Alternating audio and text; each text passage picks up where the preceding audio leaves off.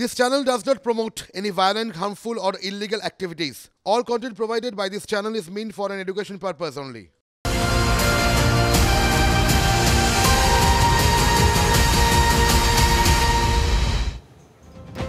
নমস্কার, আপনারা দেখছেন TV9 বাংলা। আমি শুভজিৎ রয়েছি আপনাদের সঙ্গে। আমরা চলি সম্মুখ পানে, কে আমাদের রুখবে? এটাই তো সময়ের দাবি। আর সেই পথে হেঁটেই এবার আরও এক কদম। এবার মিশন POK, পাক অকুপাইড কাশ্মীর।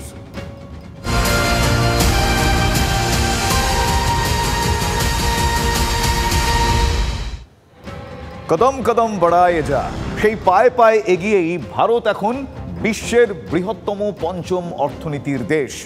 কারো দয়া নয়, নিজের যোগ্যতাতেই এই স্বীকৃতি অর্জন করেছে তেরঙ্গা। ভারত আত্মনির্ভর, আত্মপ্রত্যয়ীও বটে।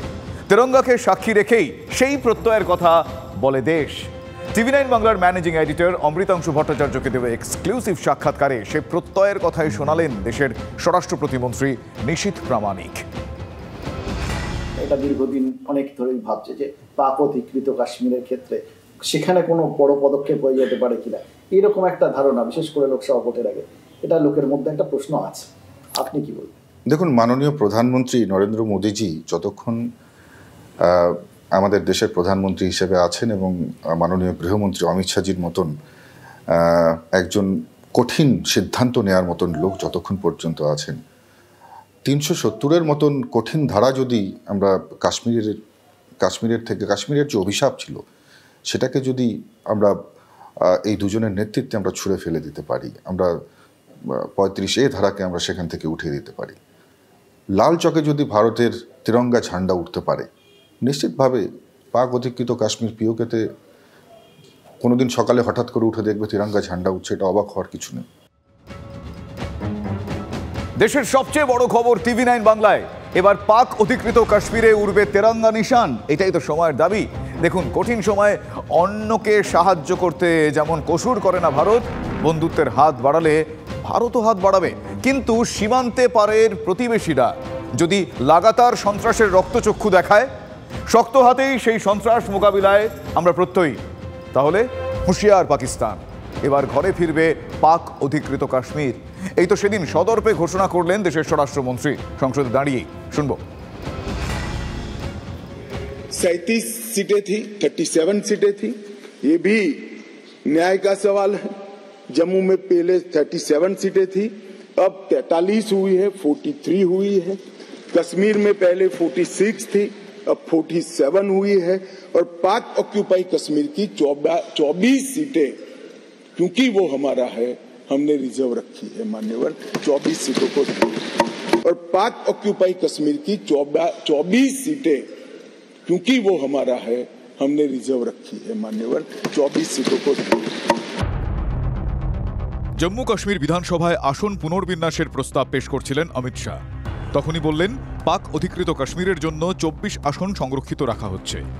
24-এর লোকসভার আগেই কি মিশন POK? এই তো সেদিন ইঙ্গিতটা দিয়েছিলেন দেশের প্রাক্তন সেনাপ্রধান ও কেন্দ্রীয় মন্ত্রী VK সিং। देखिए, POK अपने आप भारत के अंदर आएगा, थोड़ा सा इंतजार करिए। POK अपने आप भारत के अंदर आएगा, थोड़ा सा इंतजार करिए। और पाक ऑक्यूपाई कश्मीर की 24 सीटें, क्योंकि वो हमारा है, हमने रिजर्व रखी है मान्यवर 24 सीटों को। 13,000 বর্গ কিলোমিটার এলাকা জুড়ে বিস্তৃত পাক অধিকৃত কাশ্মীর। জনসংখ্যা প্রায় 52 লক্ষ। দেশভাগের পর থেকেই এই অঞ্চল জবরদখল করে রেখেছে পাকিস্তান। শুধু জবরদখলই নয়, পাক অধিকৃত কাশ্মীরকে সন্ত্রাসের পীঠস্থান বানিয়ে ফেলেছেন তারা। এখন দেনার দায়ে সেই দখল করা এলাকারই কিছু অংশ কার্যত চীনের হাতে তুলে দিচ্ছে তারা। এই অবস্থায় দাঁড়িয়ে গত জুন মাসেই পাক অধিকৃত কাশ্মীর নিয়ে ইসলামাবাদকে কড়া বার্তা দিয়েছেন প্রতিরক্ষা মন্ত্রী। POK पर सिर्फ गैर कानूनी कब्जा कर लेने से पाकिस्तान की कोई लोकस स्टैंडाई नहीं बनती है। भारत की संसद में POK को लेकर एक सर्वसम्मत प्रस्ताव पारित है कि वह भारत का ही हिस्सा था, है और आगे भी हम मानते रहेंगे। और इस मंशा को एक नहीं, कम से कम 3 प्रस्ताव संसद में इस मंशा को लेकर पारित किए जा चुके हैं। সেই পথে হেঁটেই আরও এক কদম। এবার মিশন POK। ভোটের আগে হতে পারে? না, সেটা তো আমি এইভাবে বলবো না, বা এই যে দুজনের কথা বলেছি, মাননীয় প্রধানমন্ত্রী বা গৃহমন্ত্রী, ওনারা তো এইভাবে আগাম জানিয়ে কিছু করে না। আমরা 370-এর ক্ষেত্রে দেখেছি, আমরা হয়তো অনেকেই অবগত ছিলাম না যে দুদিন বাদেই 370-র মতন রিমুভ করার জন্য বিল পার্লামেন্টে আসতে চলছে, বাট সাডেনলি এসছে। তো স্বাভাবিকভাবেই আমরা যাদের উপর নির্ভর করছি, এই দুজন ব্যক্তি এমন ব্যক্তি যে দেশের জন্য, দেশের সুরক্ষার জন্য, দেশের সম্মানের জন্য যা যা যা প্রয়োজন সেটা তারা করতে পারে। আচ্ছা, হঠাৎ করেই কি ভারতের মিশন পিওকে? একদমই নয়। প্রতি পদে পদে নিখুঁত পরিকল্পনার অঙ্গ এই মিশন পিওকে। এই তো অমিত শাহ ডেপুটি বলছিলেন 370 ধারা বিলোপের কথা। 2019-এর অগস্টের আগে পর্যন্ত প্রতিরক্ষা, বিদেশ, অর্থ এবং যোগাযোগ ছাড়া জম্মু কাশ্মীরের আর কোনো বিষয়ে হস্তক্ষেপের অধিকার ছিল না কেন্দ্রের। চলতে হতো 370 নম্বর অনুচ্ছেদ মেনেই। এমনকি উপত্যকায় কোনো আইন প্রণয়নের অধিকারও সংসদের ছিল না, এজন্য রাজ্যের সম্মতি নিতে হতো। এছাড়া 35A অনুচ্ছেদ অনুযায়ী রাজ্যকে স্থায়ী বাসিন্দা, মানে ওই রাজ্যের কে স্থায়ী বাসিন্দার কে নন, তাও স্থির করতে পারত সেখানকার বিধানসভা। 2019-এ কাশ্মীরের এই বিশেষ মর্যাদা প্রত্যাহার করে মোদী সরকার, আর সেই পদক্ষেপকে মান্যতা দিয়েছে দেশের শীর্ষ আদালত। আর সেই পথে হেঁটেই এবার মিশন পিওকে, পাকিস্তান অকুপাইড কাশ্মীর। সময়ের দাবি।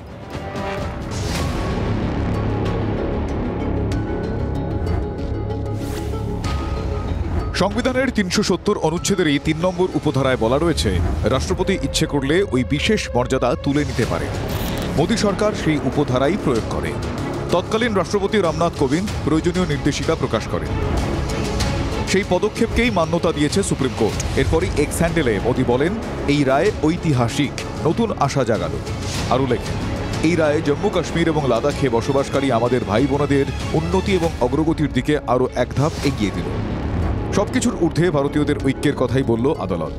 आगे अगर ये सुप्रीम कोर्ट फैसला लेते तो और बड़ी अच्छा होती। हकीकत ये है कि हमारे मुखालिफ भी इस चीज़ को तस्लीम करने पे मजबूर हुए। फिर भी देर आई दुरुस्त आना चाहिए। तो हम भी ये चाहूँगा कि सुप्रीम कोर्ट की कहने पर ये सरकार जल्द से जल्द ये चुनाव की घोषणा करे और चुनाव करा के कश्मीर को वापस इनका जो राज्य की मर्यादा थी, राज्य की दर्जा इनको दिया जाए। মোদী সরকারের সিদ্ধান্তে কোনো গলদ দেখেনি 5 বিচারপতির সুপ্রিম বেঞ্চ। আর এখানেই জয় দেখছেন মোদী শাহ, জয় দেখছে বিজেপি। এটা যদি হঠাৎ করে একদিন সকালে উঠে আমরা দেখি যে পাক অধিকৃত কাশ্মীরে ভারতের তিরঙ্গা জাতীয় পতাকা সেটা উড়ছে, তাহলে অবাক হওয়ার কিছু থাকবে না।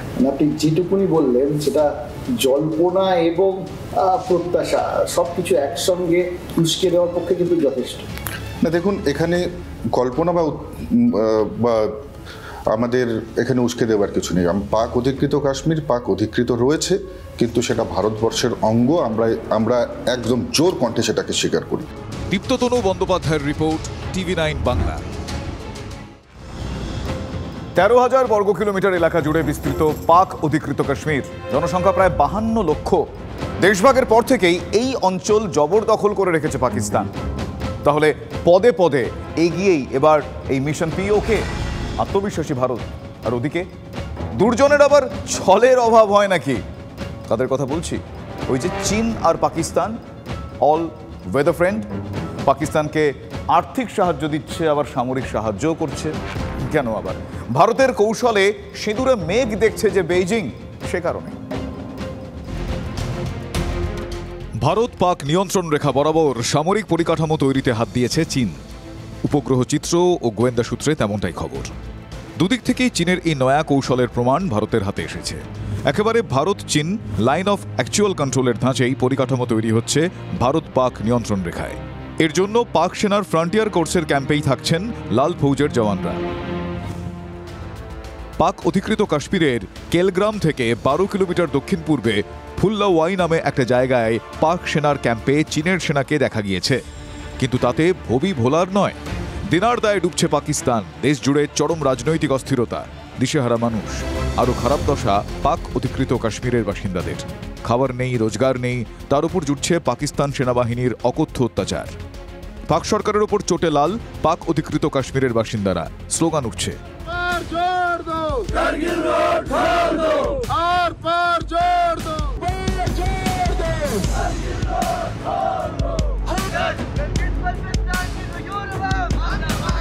শুনলেন, ভারতের সঙ্গে মিশে যেতে চায় পাক অধিকৃত কাশ্মীর। এটাই তো সময়ের দাবি। मुझे लगता है कि बहुत ज़्यादा हमको कुछ करने की ज़रूरत नहीं पड़ेगी। पाक ऑक्युपाइड कश्मीर के लोगों पर जो जुल्म ढाया जा रहा है, वहीं से यह डिमांड उठेगी कि हमको भारत में अपने को मर्ज करना है। और आपने देखा होगा टेलीविज़न के पर्दे पर कई बार वहाँ के लोग स्लोगन, नारे लगा रहे हैं कि हमको भारत में मर्ज करो। यह कोई छोटी बात नहीं है। সেই পথে এগিয়ে এবার আরেক কদম, মিশন পিওকে। পাকিস্তানের জবরদখলে থাকা কাশ্মীর এবার ঘরের সঙ্গেই জুড়বে। সামরিক শক্তির বিচারে সেটা কতটা সম্ভব? শুরুর জন্য যে জমি তৈরি সেই প্রক্রিয়া শুরু হয়েছিল 370 অবলুপ্তি 35 এর অবলুপ্তি দিয়ে। যদি পুরো পাকিস্তান অকুপাইড কাশ্মীরকে ভারতে নেওয়া হয় সেটা একটা খুব বড় মিলিটারি অপারেশন হবে।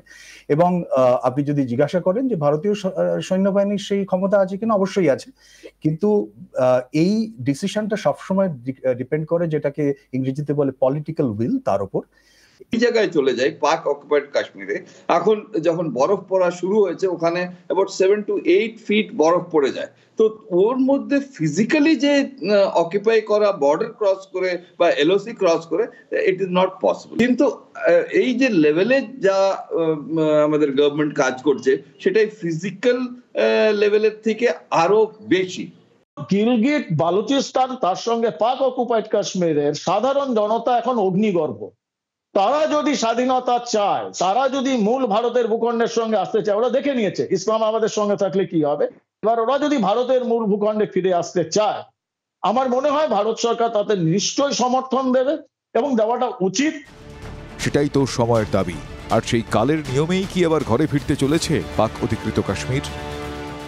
এবং যেই কারণে আমরা যখন কাশ্মীরের যে লেজিসলেটিভ বিধানসভার যেখানে যখন আমরা আসন সংখ্যা সেখানে নির্ধারিত করা হচ্ছিল, আপনারা দেখেছেন সেই ক্ষেত্রেও আমরা যেমন সেখান থেকে আসন সংখ্যাও আমরা পাক অধিকৃত কাশ্মীর থেকেও আমরা সেখান থেকে আমরা সিট রেখেছি, পাশাপাশি সেখান থেকে নমিনেটেড ক্যান্ডিডেটও হবে, সেটাও কিন্তু on the floor of the house মাননীয় গৃহমন্ত্রী সেটা ঘোষণা করেছেন। দীপ্ততনু বন্দ্যোপাধ্যায়ের রিপোর্ট, TV9 বাংলা। দেখুন, পাকিস্তানের সঙ্গে ভারতের ঘোষিত যুদ্ধ হয়েছে 4 বার। 47-এ পাক হানাদাররা কাশ্মীরে ঢুকে পড়লে তাদের রুখে দেয় ভারতীয় সেনা। জওহরলাল নেহেরু রাষ্ট্রপুঞ্জে চলে যান, স্ট্যাটাস কুয়ো হয়। তাসখান্ত ঘোষণাপত্রে 65-র যুদ্ধ থামার সময় ভারতেরই অ্যাডভান্টেজ ছিল। 71-এর যুদ্ধে পাকিস্তান দেশটাই দুটুকরো হয়ে যায়। পাক সেনা আত্মসমর্পণ করে, আর 99 সালে কার্গিলে ল্যাজে গোবরে হয় এবং ল্যাজে গোবরে হয়ে পালাতে বাধ্য হয় পাক বাহিনী। ভারত ও পাকিস্তান দুই দেশের 75 বছরের ইতিহাসে রক্ত অনেকই ঝরেছে। পাক সন্ত্রাসের যোগ্য জবাব তেরঙ্গা দিয়েছে। অর্থনৈতিক, সামরিক, প্রযুক্তির সব বিষয়ে প্রতিবেশী পাকিস্তানকে পিছনে ফেলে ভারত এগিয়ে গিয়েছে। এই সেদিনও সফল চন্দ্রাভিযান গোটা বিশ্বে উজ্জ্বল দৃষ্টান্ত গড়ে তুলেছে। আর যোগ্যতার ওই তুলাদণ্ডে পাকিস্তান সেখানে অনিশ্চয়তার অন্ধকারে। তাহলে মিশন পিওকে কি শুধুই সময়ের অপেক্ষা? দেখুন, ঘোর আধারে পাকিস্তান, গৃহযুদ্ধ, অর্থ সংকটে জেরবার, সেই আবহেই গলা তুলেছে পাক অধিকৃত কাশ্মীর।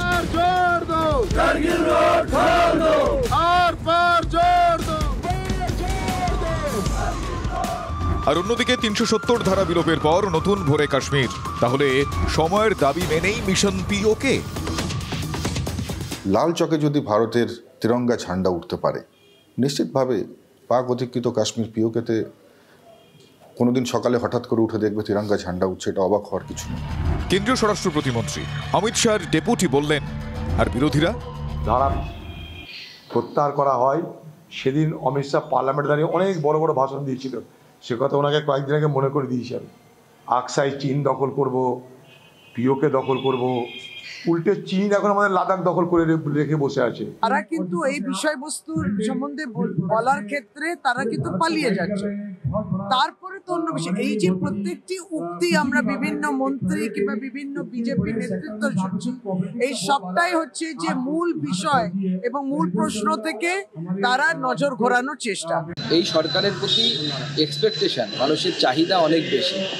তো নিশীথ প্রামাণিক আমার মনে হয় মন্ত্রী হিসেবে নয়, একজন সাধারণ নাগরিক হিসাবেও এই চাহিদা ভারতবর্ষের প্রত্যেকটি নাগরিকের আছে যে পাক অধিকৃত কাশ্মীর, সেই কাশ্মীরে একদিন সকালবেলা উঠে দেখবো যে আমরা ভারতের পতাকা উঠছে। অতএব ওইসব ভাষণ ভোটের আগে দিয়ে গরম গরম বাজার তৈরি করে, আরে ভাই পিওকে থেকে একটা আপেল তো নিয়ে আগে, তারপরে দখল হবে কিনা পরের কথা। শুধু নিশ্চিত প্রামাণিক না, সাধারণ মানুষ হিসেবে সবারই এই আকাঙ্ক্ষা আছে যে একবার আমরা জীবনে দেখে যেতে চাই, এবং এই সরকারই সেটা সম্ভব করতে পারে বলে আমার মনে হয়।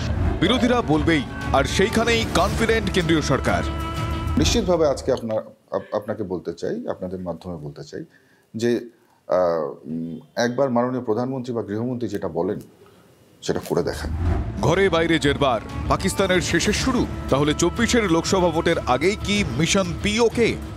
উত্তর লুকিয়ে ভবিষ্যতের গর্ভে। দীপ্ততনু বন্দ্যোপাধ্যায়ের রিপোর্ট, TV9 বাংলা।